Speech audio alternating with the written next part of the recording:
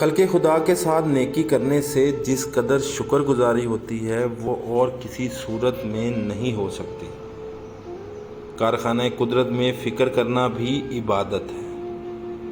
برائیوں سے پرہیز کرنا نیکیاں کمانے سے بہتر ہے۔ بدکاروں کی صحبت سے بچے رہو کیونکہ برائی سے جلد ہی مل جاتی ہے۔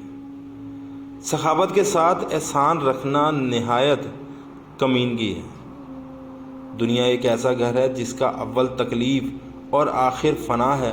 اس کی حلال چیزوں پر حساب اور حرام چیزوں پر عذاب ہوگا۔ جو شخص اس میں غنی ہے وہ اکثر فتنے میں مبتلا ہے، جو فقیر و محتاج ہے وہ غم میں گرفتار ہے۔ خدا کی رحمت سے نا امید ہونا نہایت نقصان دہ ہے۔ انسان کی سب آرزوئیں پوری ہونے والی نہیں ہیں۔ دنیا کی دوستی دنیا کے نقصان کرنے سے حاصل ہوتی ہے۔ جب تمام امیدیں باندھتے باندھتے دور جا پہنچو تو موت کی ناگہانی آمد کو یاد کر لو۔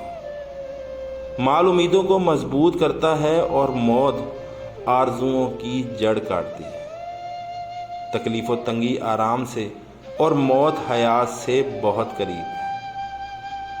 موت سے بڑھ کر کوئی چیز سچی اور امید سے بڑھ کر کوئی چیز جھوٹی نہیں۔ زمانے کے پل پل کے اندر آفتیں پوشیدہ ہیں۔